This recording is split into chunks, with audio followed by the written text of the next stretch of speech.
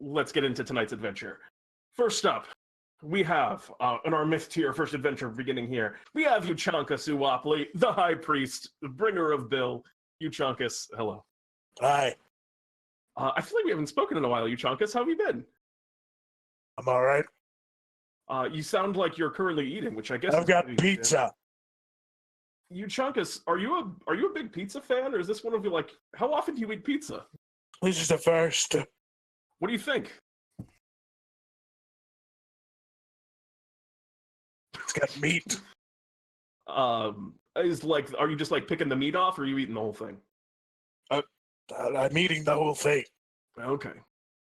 So like thumbs up, thumbs down. Where's the review? It has meat? Just assumed it's a thumbs up. I mean, it's pretty good. Yeah. Okay.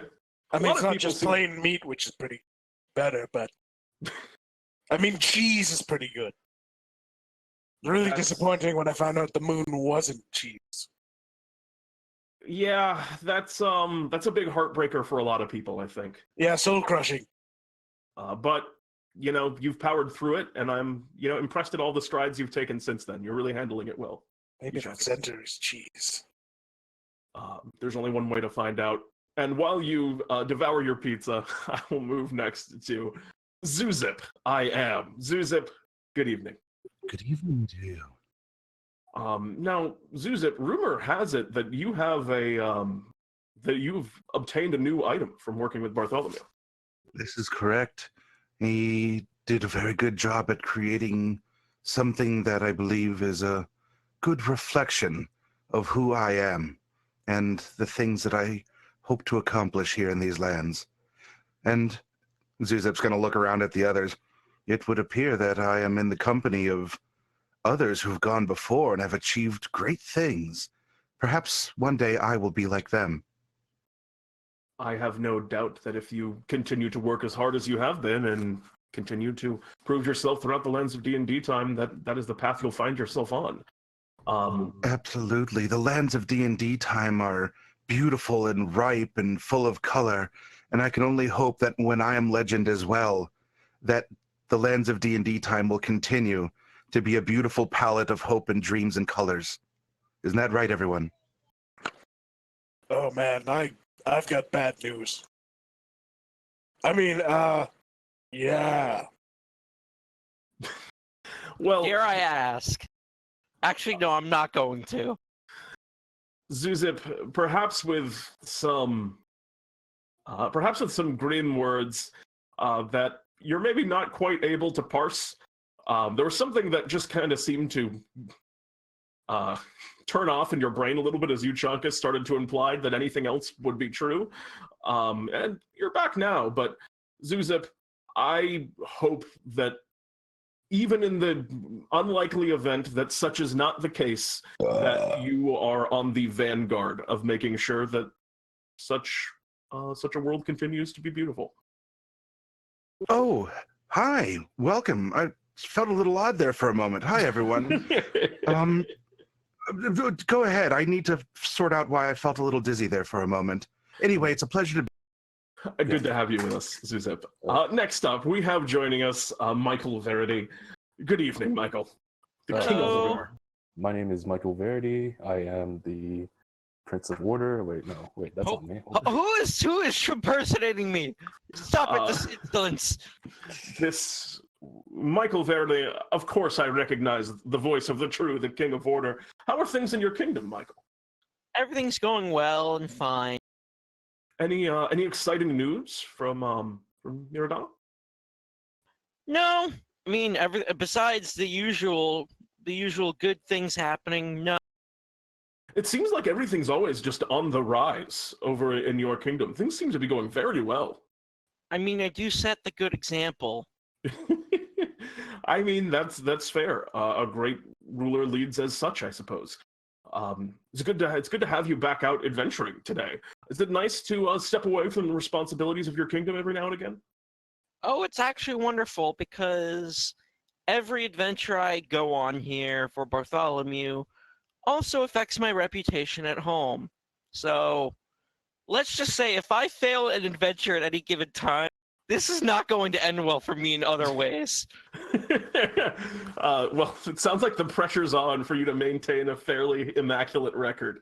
So I wish you the best of luck, Michael, in today's endeavor. Hopefully you're able to keep up the streak. Yep. And last but not least, we have it's Fawkes 6, the sword that cuts the heavens. Hello, Fawkes. Yeah. I'm Fawkes 6, sword that cuts the heavens, 616, designated to the lands of DnDTime. And I used to be a pirate, you see. Pirate be me. For a pirate does what he wants, because a pirate be free. I've heard this. Fawkes 616. You are a pirate. You are a pirate. Oh, I'm in excruciating pain. How's it going? I'm doing good, Fawkes. That's very good. But it sounds like you're in. Guy. I was gonna say it sounds like you're not doing too good, so I won't keep you too long. But I want to catch in on Fawkes 616. Sword that cuts the heavens. 616. Yes. The main canon. Land of DnDTime. Don't worry about it. All right, fair enough. Story for another day. All right, story for another day. Welcome back, Fawkes. It's always good to see any of your incarnations. How's it going? Let's hop into tonight's adventure. The subject of tonight's adventure, perhaps you in particular, Michael, have heard a lot of news of this and scuttle around the small kingdoms. And a lot of the issues are coming from a halfling village that is here within the small kingdoms, and there has been an increase in the populations around the plains that the halflings live in of Bulettes, which are a pretty powerful monster. They have this heavy kind of silver armor, and they love to eat halflings. It's probably They're called Bulettes? Yeah, they're called Bulettes. B-U... I get it. For what sounds like projectiles, they seem rather slow, clunky creatures. How ironic. Well, they're pretty fast, and they burrow through the ground. Another name for the bullet, as many of you may be aware of, is the land shark. Is how it's often referred to. They burrow under the ground and then dive out and will just swallow a halfling whole while they're just kind of walking along. Yes, the phrase fast as a speeding bullet. So yeah, they can move pretty quick when they're under there. And normally this would be a pretty cut and dry, just Bartholomew sends you to go and get rid of the bullets, and that's what initially Bartholomew told you this was going to be. But apparently another group has also asked not for you guys specifically not to harm any of the bullets. A local monster rights activist group has been pretty worried about the bullet population and thinks that them feeding on this halflings are going to be a great way for their population to bolster. And that is the situation that you all find yourselves on as we begin our adventure. This is what you've kind of heard. I'm sorry, but anyone that condones innocent people being eaten is a monster themselves. Right. So we need to feed halflings to the bullets. No. What Bartholomew asked you to do was to satisfy both of the groups, find some way to make both of them happy, which may be a little bit difficult here, but that's the task that he has given you. They have to employ some of your famous diplomacy, Michael. But as Just take the bullets. Let them hit your body. I'm glad that that's what you're already getting onto. But where we officially begin, the four of you are standing on top of a pretty high hill. You're right on the edge of a forest. The teleportation circle that Bartholomew sent you to was a few miles walk from the actual halfling village. But you're on the precipice on the top of this hill looking down over the plains. And you can see this village in the distance. And as you come into that space and are just kind of, that's where we officially start, as you're kind of taking in the surroundings. As we begin, I'd like you all to make me a perception check. Oh my. Do my eye. Oh my goodness.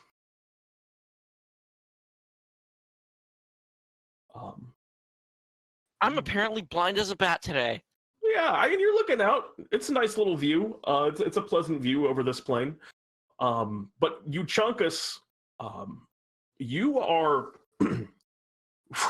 just kind of eyeing the horizon, and you can see, of course, you see this as well, Zewxip.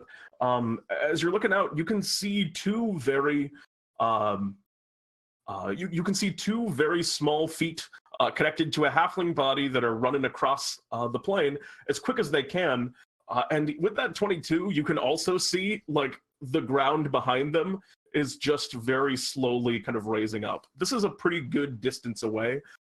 Currently from where you guys are, it's probably almost a mile because you're on top of this hill looking away. So you're just barely making out this halfling that's like just sprinting for their life towards the village.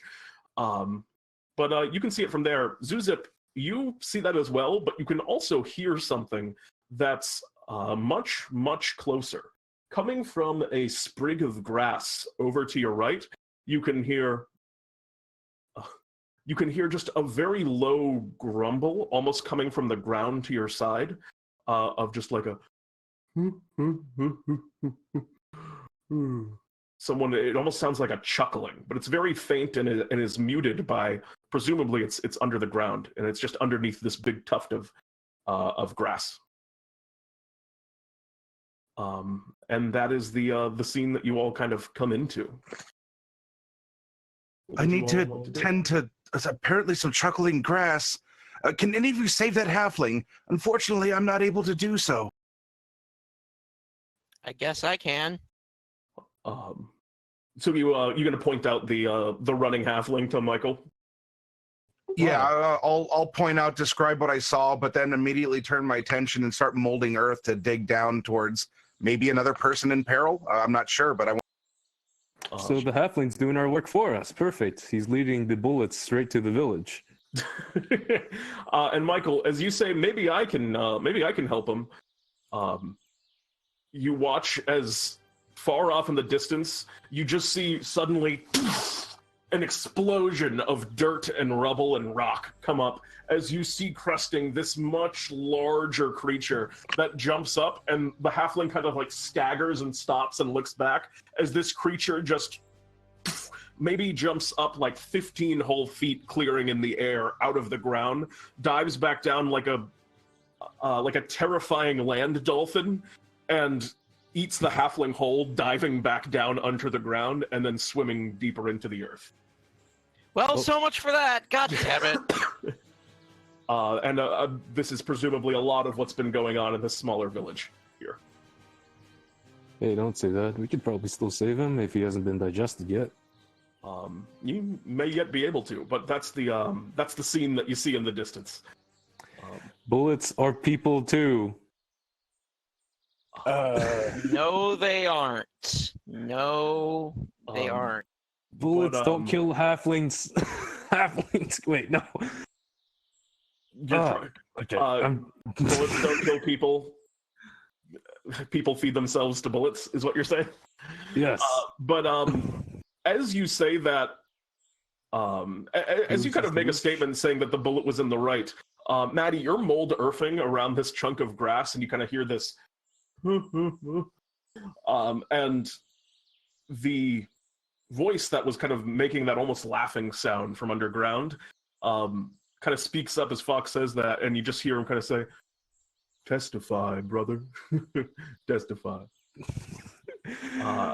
And as you kind of mold earth around it, you can see the top of what looks like a very large potato, and then two eyes on that potato kind of looking up towards you, Zewxip, as you clear enough of it to open the thing up. And as soon as you've released this point and they see you standing above them, two root-like arms pop out and start dragging themselves out from the ground, as you see before you what looks like a tuber florin. All right, then I will, in Sylvan, because that's a common language between us here. Well, I presume, was it speaking common initially, or? It was speaking common originally, yes. Okay. In Sylvan, I'll ask it, are you well? What are you What's happening? Are you in danger? There's creatures digging through the ground. Oh, you're talking about the bullets. Yes.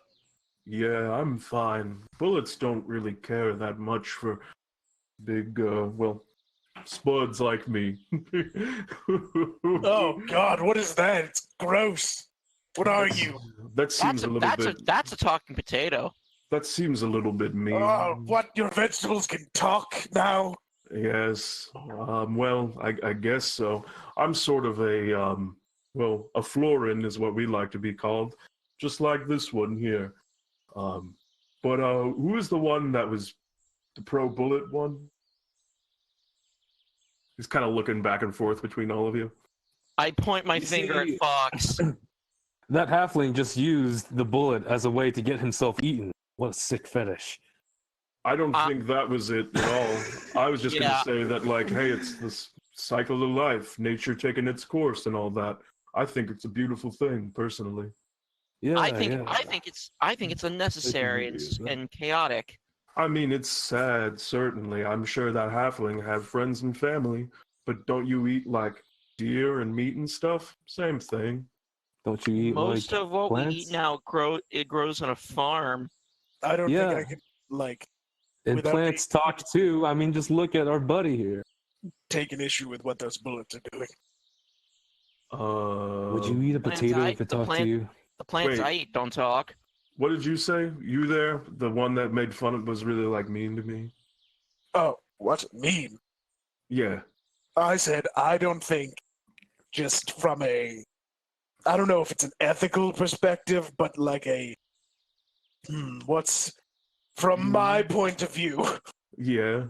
If I said the bullets were doing something inappropriate, I would have a lot to answer for. I feel like you're taking this in a direction it wasn't really meant to go. This is more sort of a cut and dry. I think, like, nature, cycle of life sort of thing. Yeah, what I'm saying is, if I criticize the bullets, then I'm basically criticizing myself. Yeah. Oh, that in your entire, from what I've gathered about you, from looking about you, and just the huge chunk of meat that you're eating right now, I would say that that's definitely true. Yeah, no, I would eat that halfling. If you're not in danger, there's a halfling currently being digested we might be able to save in a village we can negotiate with.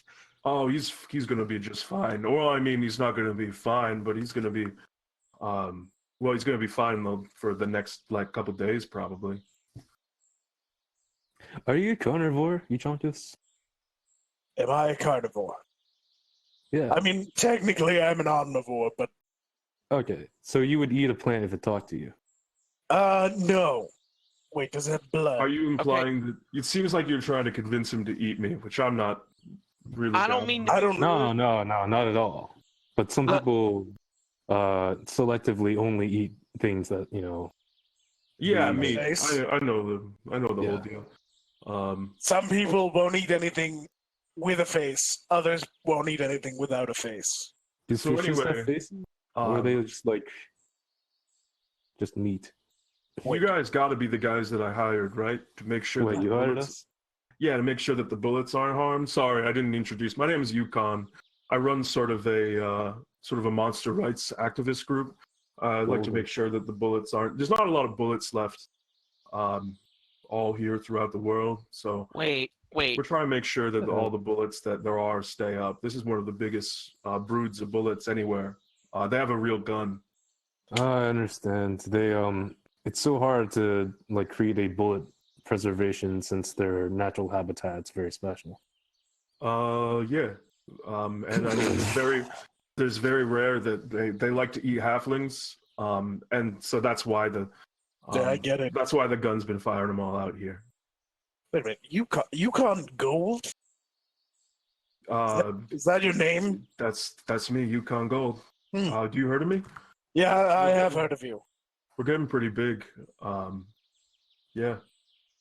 Oh, I didn't even know your name was Gold. So anyway, if you could go talk to the halflings and make sure that they just kind of leave the bullets be. If they wanted to try and run away, I get that completely, but don't harm a whole species. I'm sorry to have to I'm sorry to have to interject here, but as a diplomat, I would have to say that leaving the bullets here is not the best idea. But I do propose an alternative solution. Yeah, you can't get all the things you want. Should we talk about this with those guys? And he points down towards the village. Yes, I can, but I just wanted to bring it out to you since you apparently hired us. Throw it my way, man. Well, if we can, is it possible to capture a bullet and relocate it somewhere else? Away from. Well, the thing is the gun's pretty big, so you're gonna have to get the gun to move if you're gonna move them. But I guess that'd be okay if you could. I don't know how you do it, but I'm sorry, the gun? The gun? What is the gun? Yeah, it's the bullet broodmother. It's sort of the big. That's what they call it. That's what they. You know how like crows are a murder. Well, the queen of the bullets is the gun.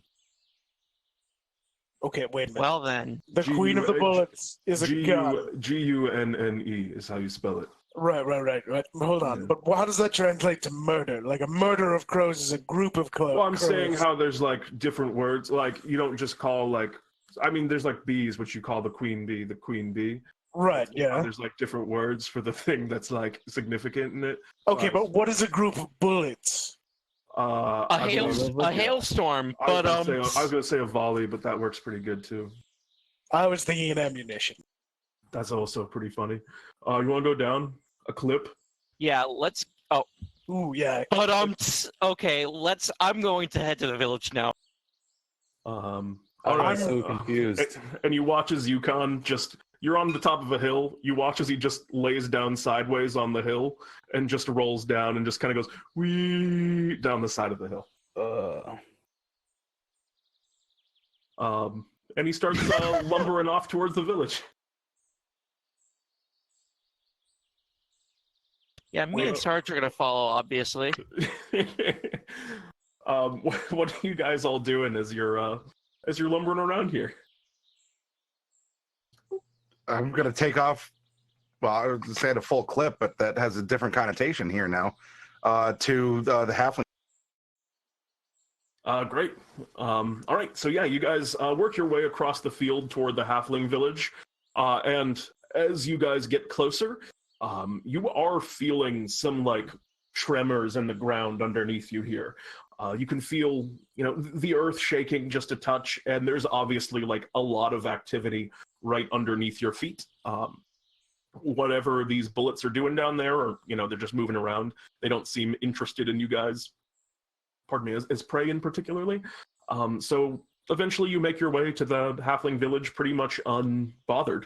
And as you get there, you can see a lot of the halflings are looking with kind of like anger at the tuberfloran who's kind of walking up. He seems to be deflecting most of it, water off of a potato's back, as he doesn't really seem to care, and he's kind of like happy and waving to them, but they seem to not be able to stand this guy. And you guys roll up into the village, and you watch as a halfling comes forward. He's wearing kind of like a pot on his head, and he's got something of a makeshift spear. It's just like a knife on the end of a stick.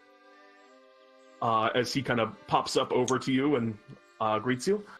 All right, so the four of you must be Bartholomew's crew that sent in. Tell me what in God's name this one's doing here. He isn't trying to interfere with this whole bullet extermination thing, is he? Yeah, you both hired us. Yeah, to put it bluntly, you hired us, and so did this guy. You have to be kidding. So you're going to take the word of... This is our village, and Actually, no. We're going to take both of your words into consideration. Okay, well, one of these words involves the destruction of my people, and one of them involves a bunch of giant metal land sharks. So we could either feed the bullets or have the halflings survive. Fawkes, allow me. Now, worry not, Sir Halfling, for I have already come up with a solution, for a very easy solution, if possible, to satisfy both you and the spud. As long as that solution is you get rid of all of those bullets, then fine. Whatever it is. We plan to my plan is to somehow capture them and relocate them elsewhere. But according to the Spud here, I have to capture the broodmother, what is called a gun. If you happen to know where that is. He kind of looks at you like, how are you gonna, you're gonna drag them all out of the underground and put them somewhere else? Well, how are you gonna do that? I mean, can they be trapped in a cage? I mean, if the cage isn't made of, I guess if you had these things are pretty big. I don't know where you're gonna get. There's a lot of them too. Those kind of cages. Well, from what the Spud told me, the bullets followed the broodmother. So if we move the broodmother, the rest will fall. You get the gun out of here. They're gonna go with the gun. That's just how it works. Yeah, but where are we gonna bring these things? I mean, I'd take them, but Will they eat why don't you vegetables? consider my plan a little bit? So what we should do is have you halflings breed a lot more. That way you can outpopulate. That's a pretty clinical way of putting that. Sorry, keep going. I'm this close to slapping you, Fawkes. You better watch your words carefully. Wait. Are we cultivating halflings to be eaten by bullets? No, not exactly. What are you? I thought you were here to help us. Fawkes, come here for a second. Fawkes, I'm in on this farming thing of halflings. That's what we gotta do. I'm game. I'm a hair away from slapping the both of you. If you don't put some extra, spice in there, Is Euchaun still here with us, right? Euchaun, this is just the cycle of life, right? Evolution, people. Euchaun's here. Yeah, he goes. Yeah, cycle of life. And all rabbits, that. Yeah, they survive. Fawkes eats the rabbits. Well, if you're talking about farming people, I'm actually less into that. Wait a minute, Fawkes, you have a bunch of rabbits?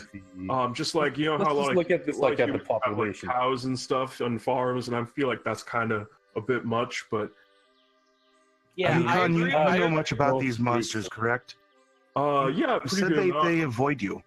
Yeah, they don't like me, or other two, but there's more of us. I'm just like one guy.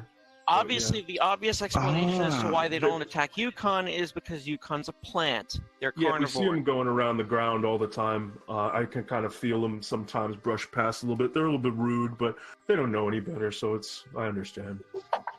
Did this halfling, representative introduce himself? He didn't. Okay.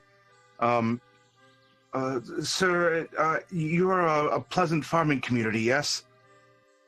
Are you talking to the halfling? Yeah. We are. That is true. And I presume that you want to continue to grow plants and be at peace and not be eaten, yes? Such is the case. We have some goats that we keep as well for milk. How would you like to be a breeding stud? You can have lots of children. Fawkes, I swear to God! This is unprofessional in a lot of ways. Euchaun, and you wish to see the cycle of life continue as it would. I think we can actually combine the two ideas. If, in fact, if you don't want to move the gun, or maybe you do, though what may be able to happen here to not only increase the crops of the halflings, but repel the bullets that have been harassing.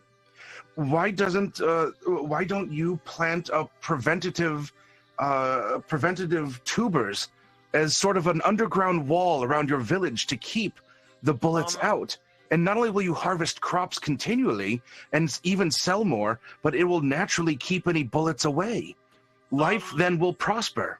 Zewxip, you can be our prized halfling. How do you think? Zewxip, I don't mean to be rude, but the spuds don't deter the bullets. They just ignore them because they're carnivores. Yeah, I'm sorry to also poke a hole, but he's kind of right on. He kind of you can cover yourself. Do you know of any kind of repellent then to them? I don't think a repellent. I know they repellent. I'm sorry to say, but I feel like moving the broodmother to a less populated area is the best option I can think of. That's all I can say. What if? There's not a lot they don't like. He's pretty right about that. I mean, I'm a rare exception, but I've never seen anything that actually hates I don't know. There might be something. What if we made the halflings taste bad? I don't Like covered them in spice. I mean, that's not bad, but I don't think wild animals typically like it. Then the boat that's would only start going. I out think because you are trying to make the halflings more appetizing, maybe to your palate. No. I think- mean, like super hot, like chili powder. Oh, you're stuff. saying like they have one bad halfling, like sort of one for the good of many. Yeah, we're gonna need sacrifices. I refuse. I don't think Oh, don't think I have an that's idea. really a good plan, and I am no. Well, you're not the adventurer here, are you? Don't we? Well, I'm the Hey, one paying the adventurers, and I say that I'll tell Bartholomew you didn't do it if you do that because you wouldn't have. guys, I have the perfect plan. Why don't we just make the impossible halfling? Just a potato No, that tastes exactly like a halfling. I'm a hair away from That's- casting Mass Hold Suggestion on. right now. That's a good idea. What Well, if? I mean, I think he's onto something. Best case, you make a fake halfling. You can at least figure out where the gun is because they'll bring it down if he gets it. What if we made potatoes taste like halfling? Can you do that? No. Okay. I agree with Zuzu? making. I agree Zuzu? with making a fake halfling. Zuzu, Okay. Can you do that? Can you make a potato taste like a halfling? I don't have a thing against I may very well be able to. I guess it's a better solution as bait or to attempt to figure them out.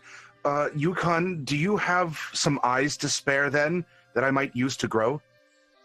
Oh God, we can make halfling yeah. fries. And you watch as he just rips off kind of one of his arms and just kind of hands it over to you. A tried and true tactic. I appreciate that. Of course. Hey, anything for you. I'll give an equivalent exchange, and I'll give him one of my arms for one of his. Oh, hey, that's really nice of you. I'll plant this. See if I go a friend. Oh, plant or even splice. I'm sure you could have an interesting hybrid. But thank you for this. I'm sure I can figure something out and work. Zeus, great. I have an idea, and I'm going to need you for this, Zeus. So here's what we're gonna do. We're going to make a fake halfling. Then we're going to attach a very long rope to it, so that once they catch the bait, they'll most likely go all the way to where the gun lives, and then you, Zewxip, can mold Earth as quickly as you can down to where it is. The halfling chief kind of speaks up. Fishing for land sharks, huh? I kind of like it. We can get you the rope. And kind of snaps his fingers, and a few halfling militia run off. And come back shortly later with a very, very long, kind of sturdy rope to use for this purpose. Excellent. We could This is very continually plant halfling potatoes. And he also kind of hands you over, well, whatever you end up doing, here's just maybe some halfling clothes to put on the thing, so that way it smells like one of us. I imagine sense of smell comes into play to fair some enough. degree. That is a sacrifice of clothing is acceptable. Yeah, we can live Sacrifice with in that, my certainly. Just get these things out of here. You know what? opinion. I will try. I've got Think of all halfling meat. those I don't know why I didn't compliments. think of that earlier. Oh god, that's true. Wait, what does he have? I cough up some halfling meat. Oh All right. Jesus. Don't even need the Don't potatoes. ask where he but- got that. It's a subscription. Oh, service. anyways, we Well, could they like the chase, so putting it on maybe just like putting it in instead of the clothes would be a good idea. And you see as we could every put it in, single like, a like conveyor belt. maybe 80% of the halflings in this village, as you cough up halfling meat, they all kind of like just go into houses and are now like watching you through slightly open shutters. Pretty much all but like this militia captain and a few other of the militia that are wary. I'm gonna look at Euchaunkas and go, and I'm just gonna look at all three of you and go, why? Why am I the only diplomat in this situation? We could also take a little bit of halfling meat that you got and splice it or use it. Look, let's just take. Did you know actually 90% of halfling DNA is the same as potato DNA? Look, let's talk about this I don't know later. what DNA is. Let's start fishing. Let's start fishing for land sharks, shall we?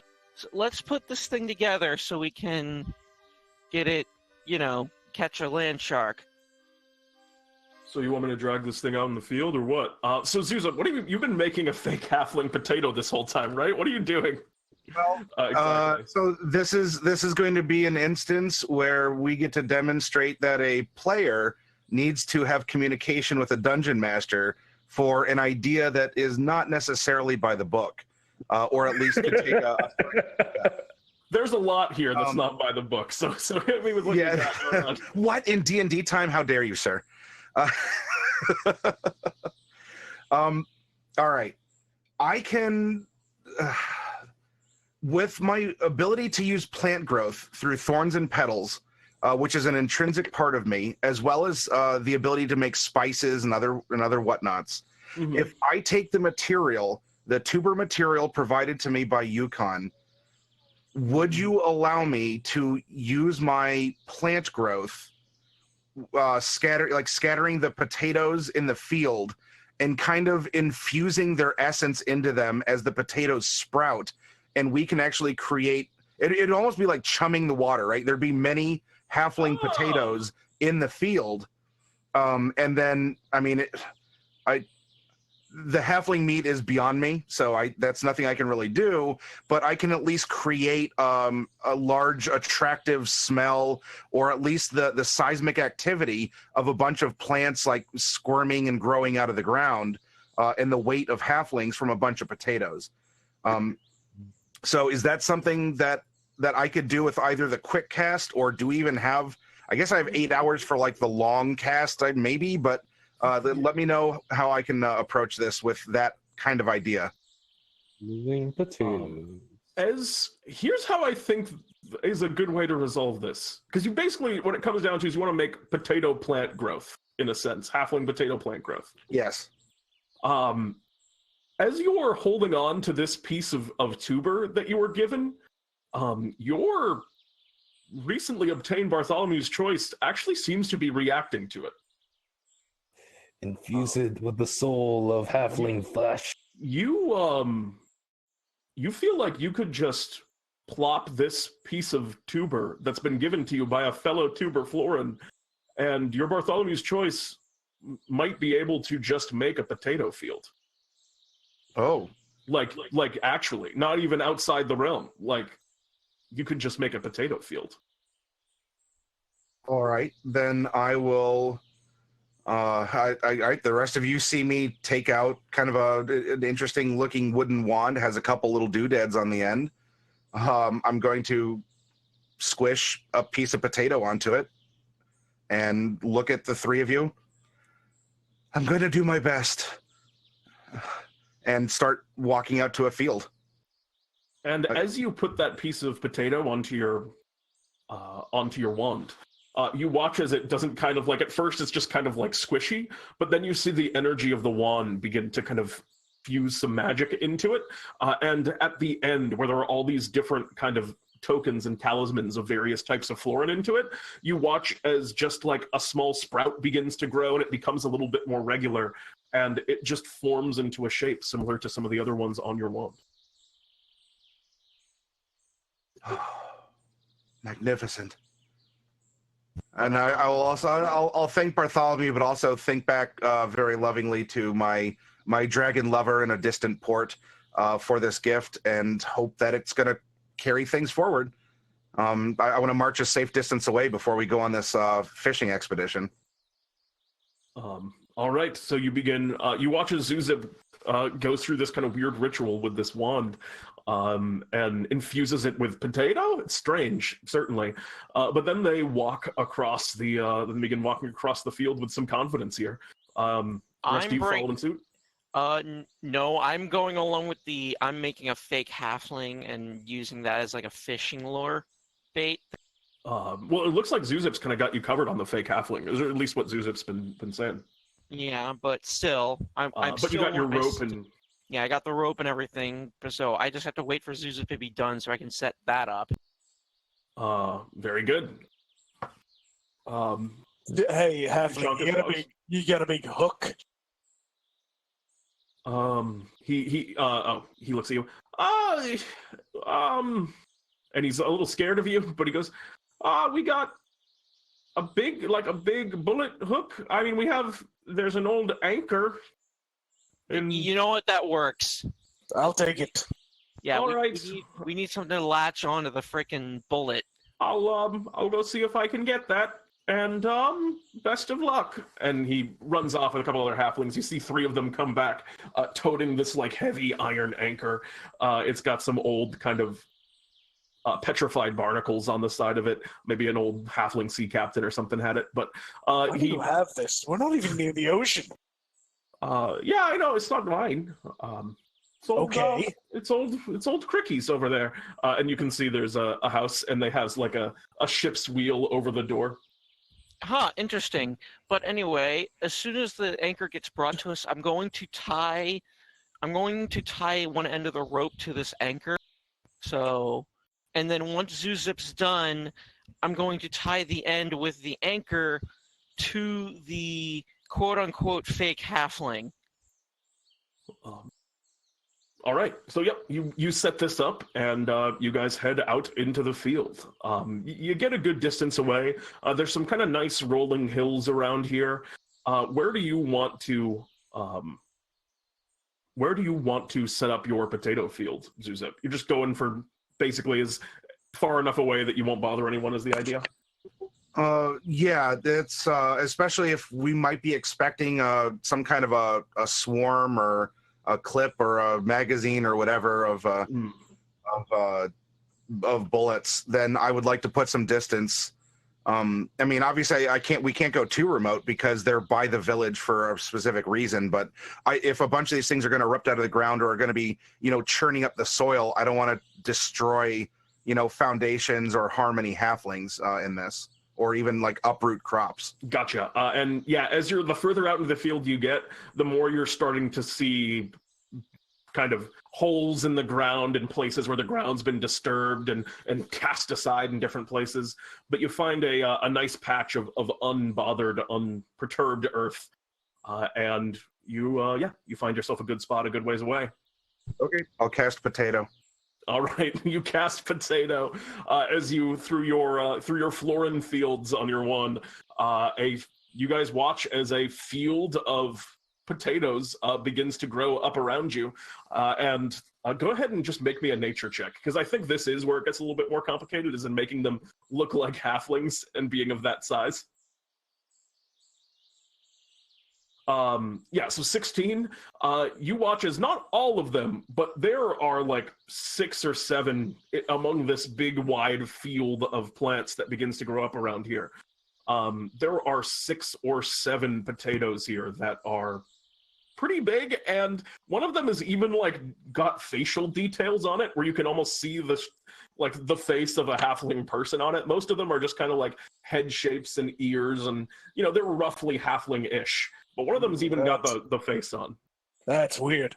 I attach meat to the potatoes. Yukon, who's kind of has been stomping alongside you, goes, "Wow, that's like incredible." I casually get the end with the anchor on to the one that best looks like a half. The one that's really halfling-y. All right. Yeah, the one that's very halfling and very convincing, and it's basically setting the bait. You set up your rope and anchor. I attach meat to the halflings to make the ruse more believable. As realistic as you can. Yes. And I mean realistically horrifying, I suppose, but the Yukon kind of goes, "All right, so I guess now we just sort of wait." I recommend we move away. And take cover so as to not draw attention from these bullets. Yeah, it's probably a good idea. I guess for you guys, I'm not really worried about them because, like I said, they don't eat me. But yeah, it's probably good. Also, they like to chase. You might want to make them wiggle around a little bit. Well, I mean, we've got this big anchor with this rope attached, so we've got a hook. Look, I've fished before. Yeah. Killer whale. All I gotta do is move the hook, or like the best one I have hooked. So if they bite that one, we got our fish, or so to speak. All right. So you guys just gonna play the waiting game? Yep. And occasionally wiggling the bait. Okay. With the rope.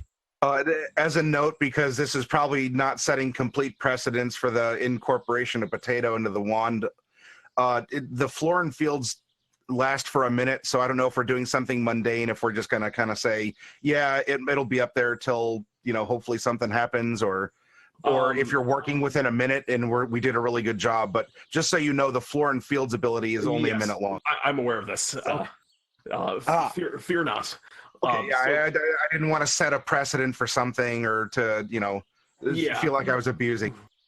And the way I was kind of picturing that is the floor and fields come up and make a bunch of potatoes, but the potatoes hang out. Like the living Yukon florins that appear for the short time, I think kind of disappear, but you're still left with a field of potatoes. I think is a fair way of doing it.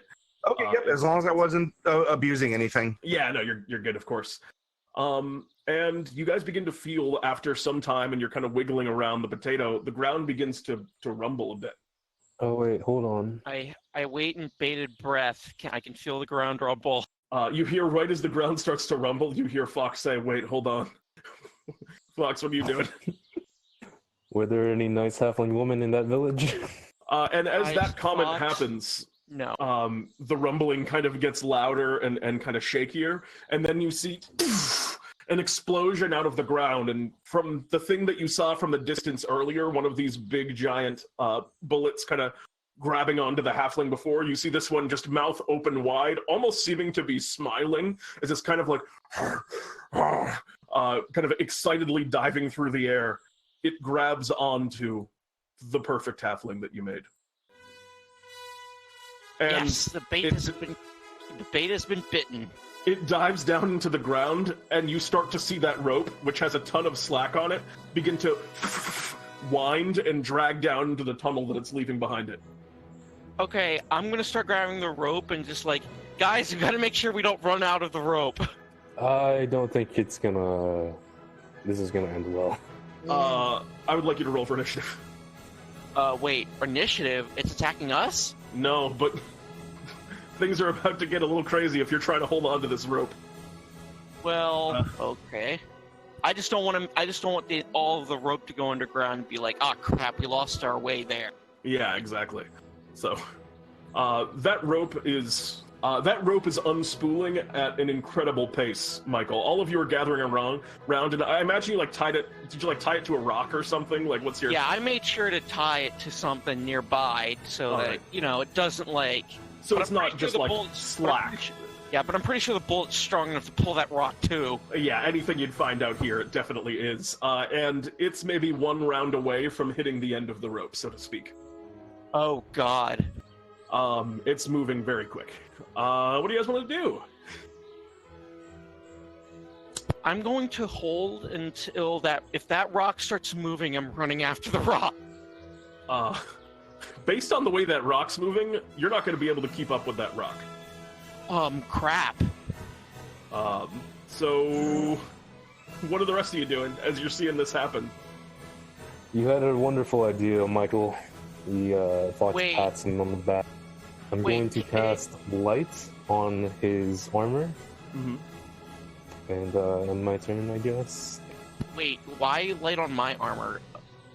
I thought you were going to cast light on the rock. Euchaunkas.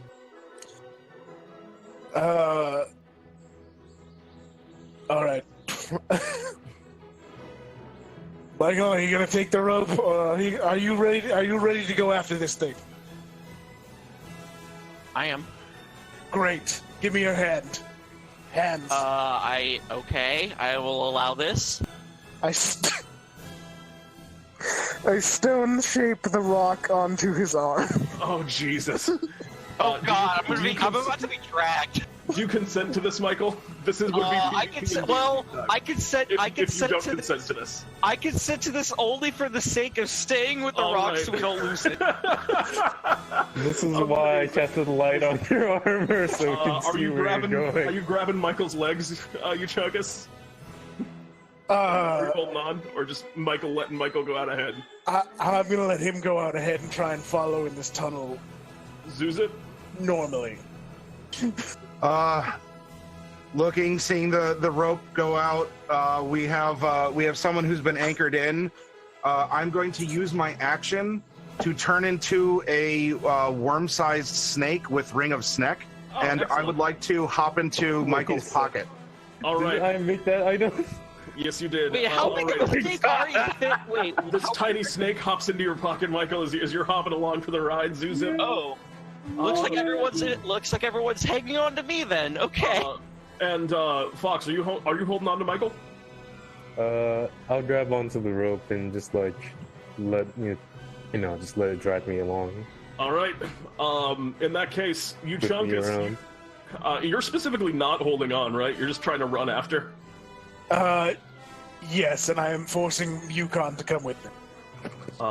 Yeah, I mean, Yukon's fine with that. So Yukon begins jogging. Yukon's got is a little bit slower than you. He's kind of big and bumbly. But Michael, all of a sudden, you just feel an incredible tension as you begin being dragged downwards and into the chamber. The things I do for the name of helping others. I would like you to make me a dexterity saving throw. I would like you. You're good. You're just in his pocket, Zewxip. Fawkes, I need you to make me a strength saving throw and a dexterity saving throw. Oh, how come? Is it like Oh god, I don't Dexterity think I saving made it. throw to not get absolutely beat to hell as you're getting dragged along this tunnel, and a strength saving throw to hold onto the rope for you. But Michael is connected to the rope, so he doesn't have to hold on. Oh, I'll let go. Oh, you're just gonna hold on. You're just gonna Just gonna let go. you're just gonna run behind with Euchaunkas. Yeah, sure. All right. So Michael, you are out ahead here, along with Zewxip, as you are dragged through corridors and as you're getting pulled along. Tuck and roll, Michael. Tuck and roll. It's just chewing through. It's just chewing through the earth like a snowblower, casting dirt aside, the debris kind of hitting you as you're getting tossed around, and oh no, I knocked my microphone over. As you're getting tossed around and just hitting the cave sides and stuff. How much damage am I taking here? A pretty good amount. All said and done, you take 17 points of damage as you get battered and beaten. But luckily, a lot of the earth around you is fairly soft on the whole, which is the one saving grace that you're not hitting a lot of rocks as you're going through. But you take Thank 17 God. points of bludgeoning damage. And eventually find yourself perhaps a bit quicker than everyone else, along with Zewxip here, into a very large open chamber. Fawkes was already quite sore before coming here, and like walking behind him was just like, oh, my sides. So it finally stopped, and we ended in a corridor. Lovely. A big chamber, actually. How long does the stone thing last?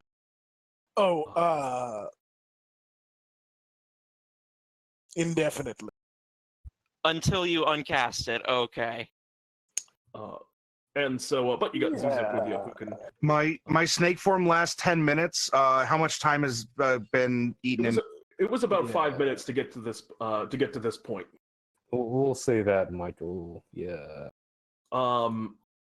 So you are now down at the bottom of this. You are now down at the bottom of this cavern. Well, at least I feel a little woozy from that, but I slowly recover and be like, okay, at least my plan worked. We got somewhere. And I called down the whole like, hey, a normal person would have died doing that, right? Why do you think I volunteered to and do you this? don't hear that, Michael, because you're a little bit too far ahead at this point. Dang it. But what you do hear are the kind of delighted sounds of, you can hear first kind of a and the sounds of not one but several halflings kind of crying out in fear. It is pitch black in this chamber, by the way. But I'm still bright. But light only lasts for a minute, so light went out somewhere along this journey through the tunnels here. Darn. What? Doesn't light last an hour? Oh, does light last that long? I thought light was just a minute. No. Oh, my mistake. Anyway, in that case, you see a lot of things. You can see around you. I was useful. You can see around you the bullet that just kind of dragged you here. It's kind of like coughing up the anchor a little bit and kind of spits it onto the ground, and you hear kind of a boom. Additionally, as you kind of turn around and look, this bullet's kind of turns to look at you, who are standing in the chamber now. Zewxip, you're still a snake in the pocket, but this thing kind of snaps at you a little bit. You see it kind of reaches out and goes to like bite you a tiny bit. And as it moves pretty quick, but it just kind of catches onto your armor and doesn't really seem that interested in like eating you at the moment because you have armor on. And so it just kind of stops, but you get a little bit of bullet slobber on you. And it's not the only bullet in this chamber. You can hear movement all around you, and with the light cascading out, you can see that there are a whole clip of bullets down here. And further on into the chamber, you can see one that is particularly large. Presumably the gun. Well, this plan went a lot better than I expected. Now comes the bad part. How do I convince this thing to... You are currently alone. Everyone else is kind of trying to catch up behind you. Euchaunkas and Fawkes are somewhere behind you now, just running through these chambers. I'm gonna take out my. My pocket snake Zewxip. I'm gonna take out my pocket snake Zewxip and ask it. So, do you have any ideas of convincing? Wait, no. What am I thinking? I can do this myself.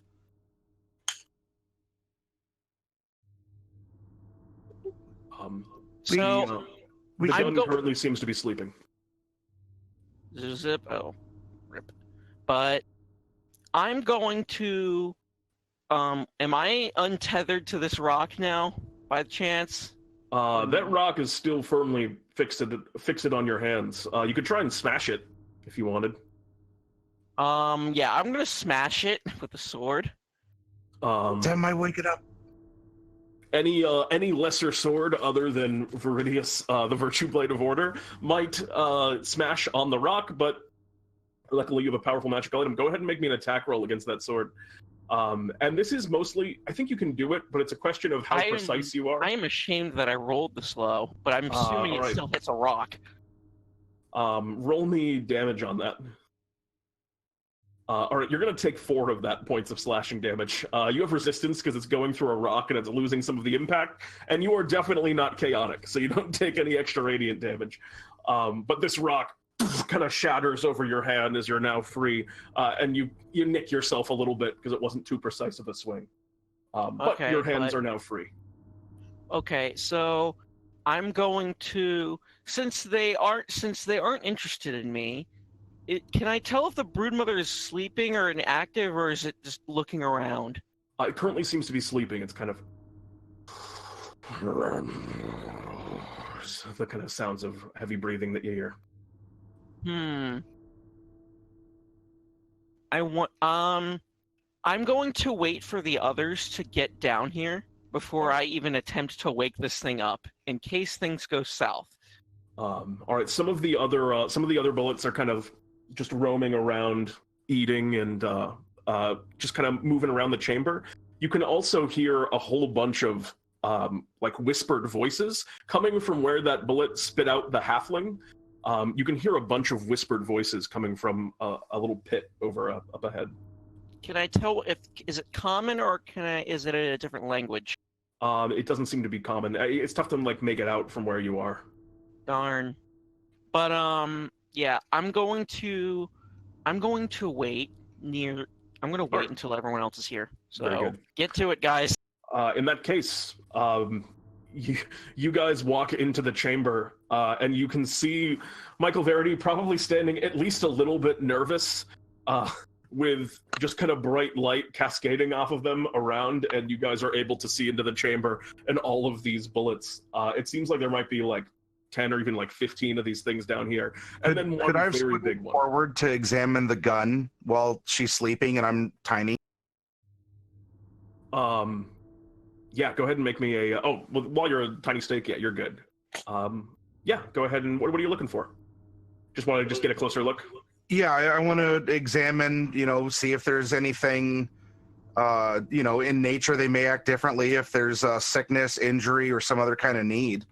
And plants in their own way even react there. So I'd like to kind of wiggle around and see if there's anything, to get an awareness of what's going on in here.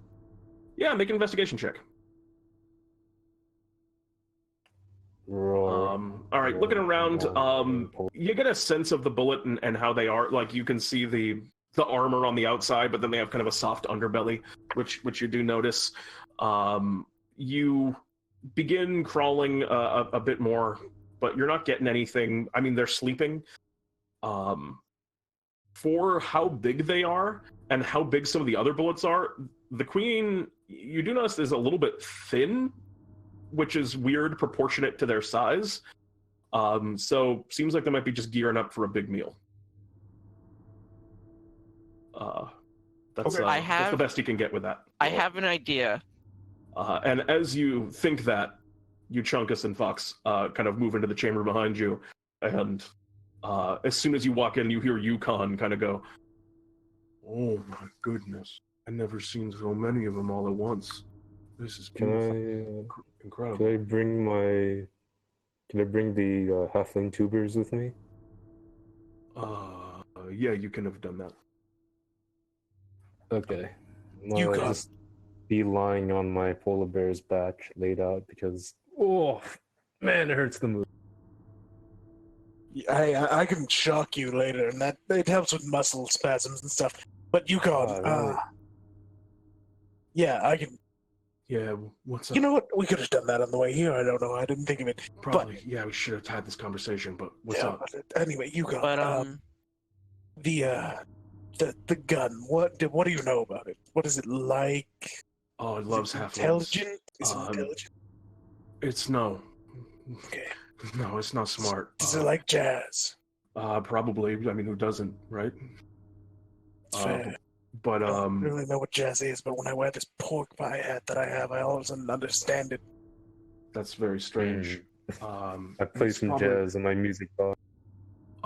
The kind of like part of the general thing is the gun will shoot the bullets out, and they'll go and get the halflings, and then they'll bring the halflings back here so that they can have a big meal all at once. And that'll kind of be like the, hey, good morning, time to stop sleeping for like, a long time. We got you a whole bunch of halflings. Is kind of the feel of it. Okay. So there's probably a big old pile of halflings somewhere down here. Okay, I'm gonna check something real quick. I take out my vampire's vanity mirror and make sure that none of these bullets are vampires. Yeah, you look around. None of them appear to be vampires. All right, good. I have an idea. I want to test something out. First, I send out Sarge the Sovereign out just for safety purposes. I'm going to attempt to use command on the broodmother. I don't know if it can understand me, but if it does, I basically want to... What I want it to do is basically annoy the shit out of it like Navi, like, hey, listen, wake up! So you're just trying to wake up the broodmother, basically? Yeah, pretty with a spell. Should we wake that thing up yet? Maybe we should... I have one other thing. And as you're saying that, Sarge looks at Michael and just goes, Sarge! And actually goes, Sarge, quietly, and begins moving over towards the broodmother. So can command work on the broodmother? Because it says it has to understand me. Probably not. No, but I mean, sound would probably work. Just like, okay. Actually, making a bunch of noise would probably do it. No, I'll have Sarge just knock on it since it's mostly made of metal. Dong, dong, dong. Michael, wait, don't have him knock on it yet. Okay, I'll wait.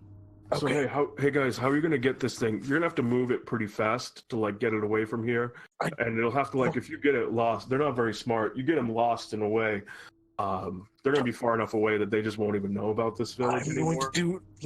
I'm going to do something that is going to repel them from this place entirely. If it hurts them, I'm hitting you. It's not going to hurt them, except really? It's going to smell really bad. Okay. Well, look, I have to shove this stuff in my mouth, and I hate it. I won't swallow it for real. I just shove it into my second stomach. Okay? When I have to re-pick it up, and this stuff is like half rotted at this point. I throw up. No. I throw up 36 pounds of Yeti jerky and attach it to the halflings everywhere in the room. Oh no! You're going over to the halfling pit. Yeah, I throw it up into there. It's unfortunate for them, but you kind of lean over the pit and you watch as a bunch of still living halflings kind of look up towards you. I say, and they go, "Are you here to rescue us, sir?" Yes, but first I'm going to throw up on you. Oh, jeez. And a grim scene happens that I will paint no further. And a terrible smell and a lot of unhappy cries come out of the pit below you. Very whispered, terrified cries. And that pit now smells very bad. You have made the halflings decidedly unappealing. Can I wake them up now? Yeah, you can wake them up. They're not going to I command, while farther away, I tell Sarge to knock on the broodmother's metal body so it makes a loud enough clang to wake. All right. And Sarge just kind of goes, Sarge, and then smacks onto the side, and you hear just a kind of ring throughout the chamber. And all of the other bullets, which are kind of doing stuff, stop and look up at the broodmother, and kind of are like maybe scared. And you hear as the broodmother kind of snaps into consciousness. You see an eye open, and their large, very, very large body begins to shift and move around as they're looking around. The gun kind of stares and begins to stalk over you. And you hear like a deep rumbling from within their stomach, and you see them kind of lumber over towards the halfling pit. And as they are kind of getting closer, just... They smell that stank. They begin just kind of like shaking their head kind of angrily as they get close to the halfling pit at this absolutely vile thing that you have put into it. The halflings, you can hear some of them kind of like muffling screams as best they can, and just cries of terror. But the gun here is terrified, or not terrified, like furious, and backs away from the pit. And you watch as all of the other bullets in the chamber, they kind of move to the edge of the room and are kind of like looking very scared that the gun has turned down their offering to them. And the gun just kind of is now looking around, a little bit frustrated, obviously, not having any food. And their attention kind of moves across the room towards you, Euchaunkas. Okay. Well, R.I.P. Euchaunkas. They look hungry. I'd like you to roll for initiative.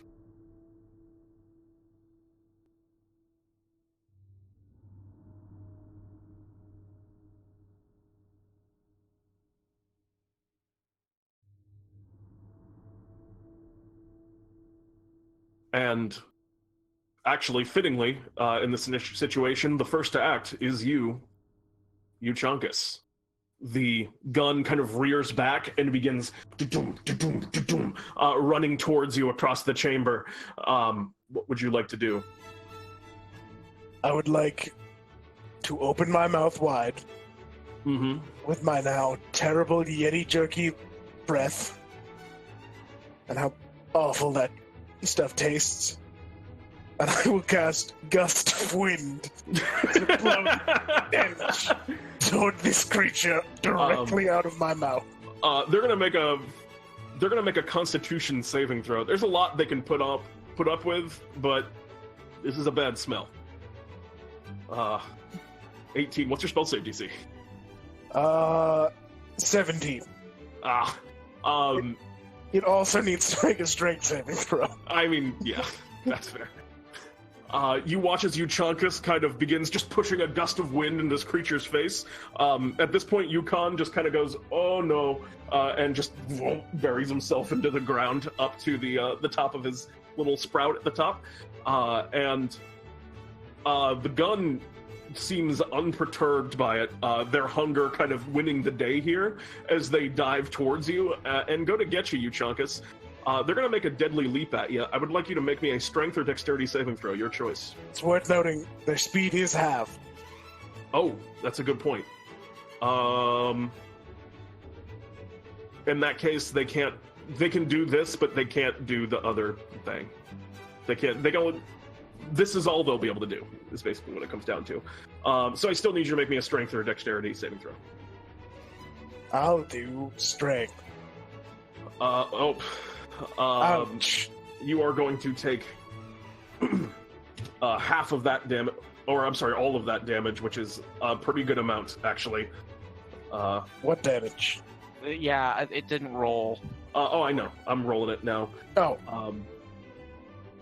That's a lot of damage, actually. Oh, God. Oh! Are you okay? That's 53 points of I know. A mix of bludgeoning and slashing damage as this thing just jumps up and its massive body literally just body slams on top of you as they're trying to pin you, and then they go to like bite down at you too, but they were slowed enough by the incoming wind that they don't have. This thing's not getting away with slamming into me like that. What happens? You make a dex save. All right. 13. Yeah, that fails. Where is the? I thought I had a button for it. Whatever. It takes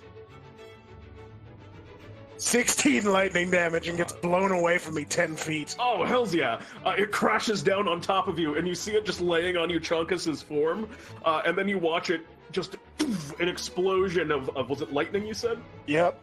And it just gets thrown backwards onto its back as from underneath its body, Euchaunkas, completely out of sight, pushes it away, and the gun kind of catches itself and rolls around on the ground, righting itself. But you have one success towards scaring off this gun. As we move next in initiative to... that's gonna be... Fawkes 6? Wow, the Wrath of the Cloud. Yep. Yeah, hey. Hello? Hello? What would you like to do? Hello. We hear you. Gonna run away! No, I'm just kidding. Oh my god, that looks like it hurts. How many of them are there again? There are a bunch of them, but all of like the smaller ones seem to just be like looking back scared while their gun eats. By small, I mean still very big, but not as big. Real quick, what is the size category of the gun? The gun is huge. The regular ones are small. I'm sorry, large. Okay. I don't want to hurt them. They're just rare creatures, man. Can I cast command on it, or does it need to understand? Oh, actually, what's the... Yeah, I think it has to be able to understand a language, which it does not. So that wouldn't pan. But yeah, you can just try and scare it away. One word. If you want to try and do that. If it doesn't understand... Yeah, okay. it understands no language, so it wouldn't be able to get your command. Alright, fuck. Ow! Ah! It really hurts. Okay. I'm just gonna go up and take the dodge action, right? All by all my allies, so they're in the aura. Okay. You're just gonna go and kind of get into a defensive stance here as you move near your pals. That's going to bring us next to play some smooth jazz for my man Euchaunkas. You hear the sounds of mellifluous jazz, and you know what it is, Euchaunkas. That's nice. Did I even go yet? I don't think I went yet. Nope. It's your turn right now, Michael. Oh, What would you like good. to do? because while command doesn't work, there is one thing it will understand: a facial expression. So I'm going to have Sarge stay by me in the group, and I'm going to. Ooh. So it must make a DC 15 Wisdom save or be frightened. If it fails by 5 or more, it's stunned. It can't move at all. Oh man, it definitely failed by 5 or more. You watch as Sarge kind of hops up in front of you, and just Sarge, and kind of looks across with terrifying eyes. And the gun, which was like rearing up to do another charging like jump attack, just kind of stops dead in their tracks and kind of cows down a little bit, intimidated by Sarge's leer here, as they are stunned for the round. You have another success towards scaring off the gun. As we move next initiative to Zewxip. What would you like to do? I'm sorry, did you have anything else on your turn, Michael? Nope, I have nothing else I want to do. Yeah, the gun is scared in their place. What would you like to do, Zewxip? Alrighty.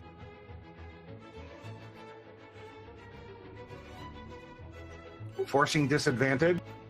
All right. And I would like to shrink the gun to make its size not as imposing, as that might send a message to the other end. Constitution saving throw. They are pretty good at this, but they have disadvantage. 14. Is that going to do it? Nope. All right. And you watch as the gun is currently stunned, and their form kind of shrinks down in size until they now just look like a regular. They just look like a regular bullet. As they are just terrified in the center of this room. You have another success towards successfully scaring off the gun. That's 3 so far that you guys have pulled. And that's going to bring us around to the... I'm sorry, do you have anything else on your turn, Zewxip? I'm good. Top of initiative, Euchaunkas. What would you like to do? I will cast Death Ward. Oh. When you started to say death, I was like, oh, is this like some kind of death bee? Like, oh, okay, that makes sense. You ward yourself, protecting yourself from additional harm. Oh. And then I go over near Sarge, because apparently it's scared of him. It's just kind of stand behind Sarge. Yeah. It's the gun's turn, but the gun is stunned. That's a nice turn of phrase. And it's just standing there kind Stun gun. Looking at Sarge, its animal instincts kind of prickling up as it kind of tucks its small kind of tail between its legs and is just cowed at the moment. And that lasts until the end of their turn, or the end of yours? The end of Sarge's next turn, so... Okay. In that case, Fawkes, what would you like to do? Oh my god. Alright. Polar bear. It's gonna dodge. It's a stun gun. Pretty good, guys. Pretty good. It's a stunned gun. Didn't I just say that? Wait, Yeah, did you? did. Yeah. I didn't hear it. It went over my head when you said it, but then I saw it in chat and it made more sense. Fawkes, what do you want to do? Well, anytime there's something stunned against me, that's the perfect time to strike, even though if I don't want to hurt them, I'm still, like, on instinct. You just instinctually go forward and like, well, I gotta do some damage. Yeah, of course. Oh, there you go. Yeah, that's it. I don't know. Does stun actually give you advantage? Yeah, it does. Don't. Yeah. Oh no, it's not like I was thinking of. It's not like paralyzed where it crits, but it does give advantage. Yeah, it just gets... Yeah. So 10 and 14 points of damage are actually the 17 misses. This thing's armor is pretty fearsome. Damn. But the 19 is going to hit for 14 points of slashing damage as it cuts in, and the gun kind of is as they're holding back. And I assume you would like to attack as well. Yes, Mythor Katana of Honor. Bless me. Guys, please be careful not to kill it. It definitely seems like something that can take a lot of hits. Like it was only phased by Euchaunkas' lightning blast before, in the sense that like you would if you got a static shock. This thing seems really tough. Okay. Let's go. Give it a smack. 17? 17 is gonna miss, Oof. unfortunately. All right, second one. That's definitely gonna There hit. we go. And then I'll use my bonus action to fling it around into dancing blade. Okay. Can I do that? So it does 15 damage total. Mm-hmm. All right. And then the dancing blade. Go ahead and attack with that as well.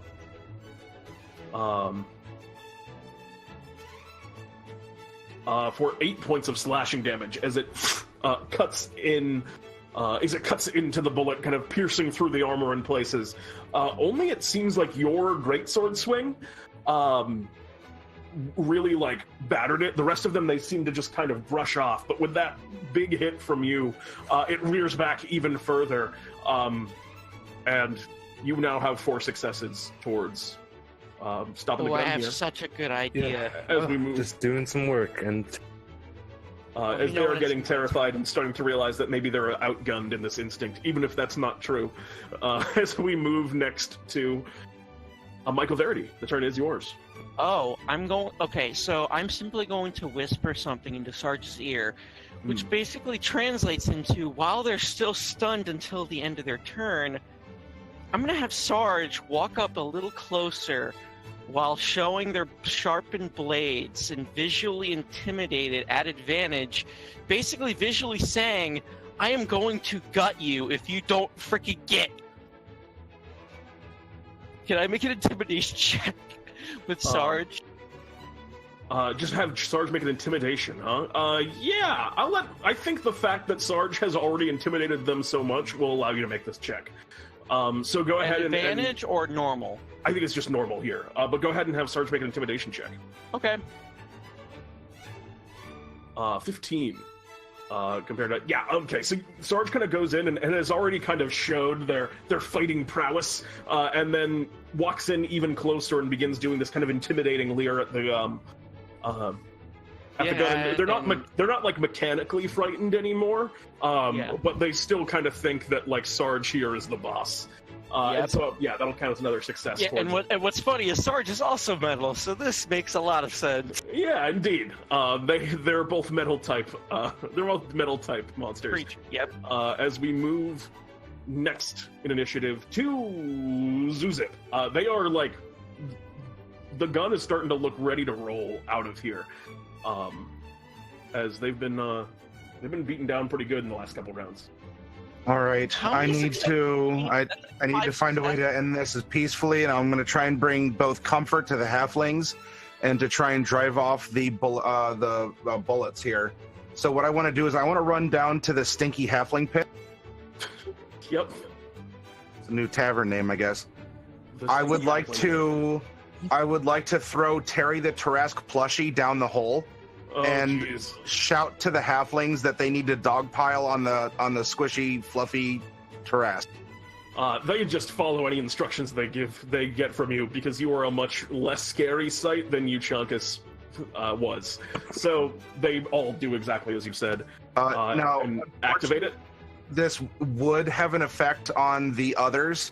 It would have because it's every creature in 120 feet that cannot see the plushie must make a DC 14 Wisdom saving throw or become frightened from the direction that the roar is coming.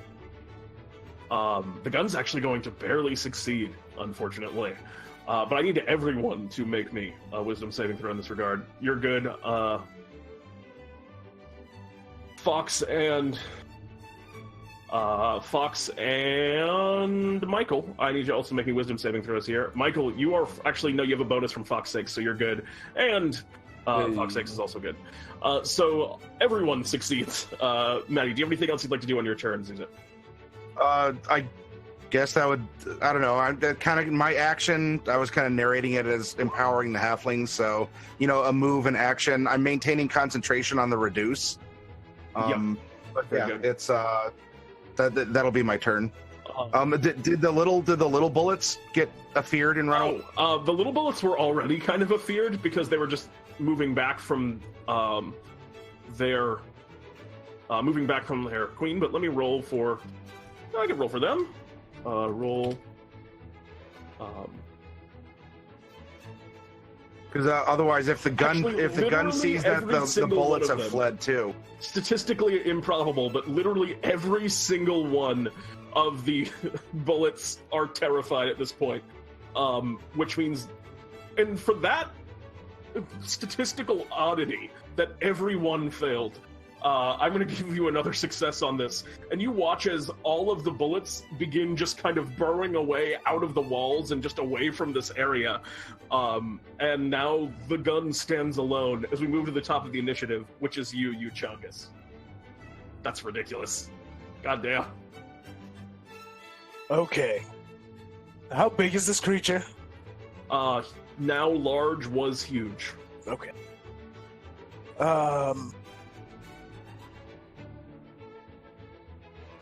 With the play, Euchaunkas. They are on the verge of breaking, you can tell. Right. I am going to approach the creature. Mm-hmm. You step forward, they're kind of snapping forward a little bit, startled but also hungry somewhere inside. You've described its hide as metal, correct? Yes. All right. Then stun gun time. Oh shit. I am going to smack it and say, "Get on, get!" And oh that's no! An 18 because it's at advantage because it's metal. Oh damn! That's a really good call. All right, yep, that's true. Roll damage. 5 That's points of lightning not damage. right. That should be another D8. Mhm. Hold on. Skills up level. Yep, 10 points of lightning damage. 10 points of lightning damage. And you kind of zap it, and the gun just kind of goes, and as it passes to the gun's turn, you watch I'm going to double down and smack it again, then punchy clap punches. as it's running away. It's kind of the old, like, go on, and just hit it one more time. Yeah. As it turns around and just begins crawling off into the ground and moving in the distance, kind of in the same way that a lot of those other bullets seem to go, as it flees the space. And you think that this is a weapon that it's not going to forget for a long time, as it clears out of the area and the chamber is now emptied. Nice. I think we got rid of them all. Nice. And with Let's go that, get those halflings out and back home safe. Well, first I need you halflings to collect all of the horribleness that I spewed upon you and gather it in a pile, because I have to get it back down. that's off camera. It's disgusting. That happens off camera, but you do that, and then the halflings are kind of like, they're like, thank you for saving us, but also we're terribly, terribly traumatized. So it's kind of an even split. Our lives will never be the same. But they do thank you for saving them. And eventually you work your way back to the village. As you're walking back, Yukon goes, wow, you guys did like a really good job. They're gone. And all Yep, these they're halflings got gone to and they're live not too. dead either. Just as I planned. Wait, what did we do? You guys, you say, hey, man, don't count yourself short. You saved the halflings. So that was great. Saved the half. Yeah, the bullets are fine. You guys, I owe you, I think Bartholomew charged me less because 2 people asked the same thing. So I'm going to, I guess I'll give you each 150 BBs. And he hands each of you 150 Bartholomew bucks. And as you return to the halfling village for saving the halflings and returning them all alive, which they seem thrilled, assuming that all of these halflings were already gone anyway, they also pay you your other half of the 150 Bartholomew bucks. And Yukon looks to you, Zewxip, and goes, hey, it's always nice to meet like another Florin sort of brother out there. It's great to see you, Flower Man.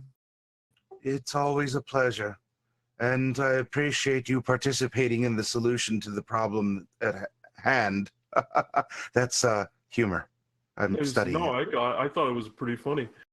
I liked it a lot. And Yukon, yeah, I want you to know, mm-hmm. and frankly, I'm not sure if this is a compliment or an insult, so take it how you will.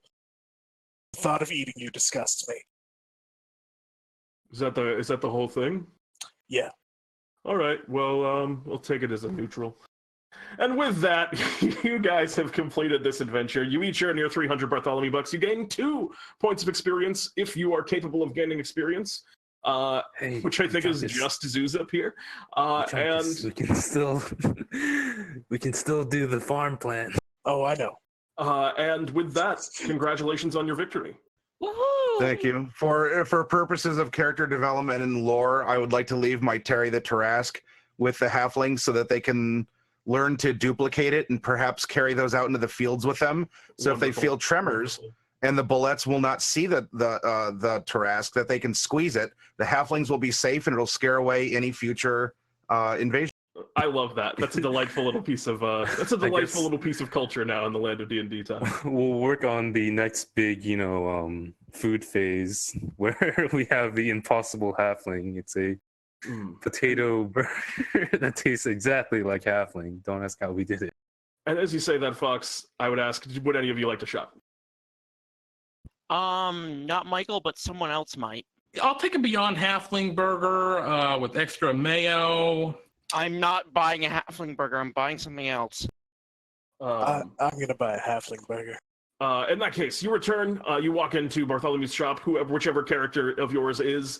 If you need a magic item, you know where to stop. Just head on there. It's your only choice to Bartholomew's shop. Greetings, adventurers. Who do I see walking in the door now? You see a little kobold enter the shop. It's Zeta. Good to see you, Zeta. You had something you needed today? Yes. Let's see. I slapped 500 Bartholomew bucks down and give me something from the bag. All right. We will do this immediately. Where did I put that bag now? What did I do with the bag? Give me just a second as I find out what I did with the bag. All right. So you reach your hand into the bag. Go ahead and roll me a D1000. And as always, I wish you the best. 265, already rolled. 265. Let us see what you get. All right, you reach into the bag, and your hand passes over first what appears to be a... actually, it's not popping up. Oh, there it is. Just needed a moment to load. First, what appears to be just a small, maybe piece of vegetable matter, which... You've had enough of that for the day. You look next at maybe a piece of jewelry, some type of necklace, which doesn't catch your interest quite so much. Instead, a weapon is what you grab. As you pull it out, it appears to be a rapier. And as you hold on to it,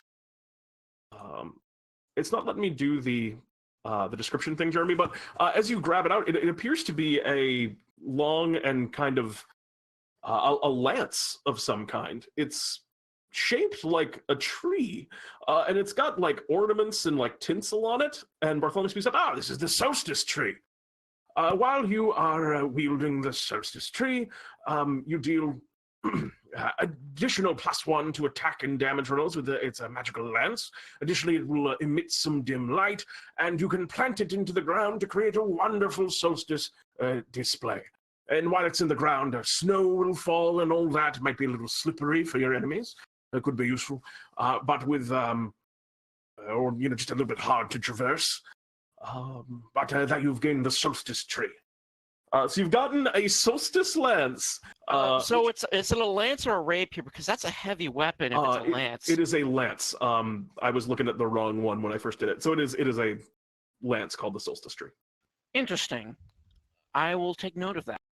Yada yada does it. Thank I've you. already used what all a my. big tree! I can hardly lift this thing. Thanks, Bartholomew. And then I just fall over with the tree. You might want to trade that to someone. Maybe Michael could wield that one. I don't think Michael needs this, but okay. That may be true. But you've gained the solstice tree. Does anyone else have anything they'd like to buy? I've already used I already used all of my pull-out game last time. Fair enough. In that case, Hearing All right. no more, we'll be right back with Adventure 2. See you all very soon. See you.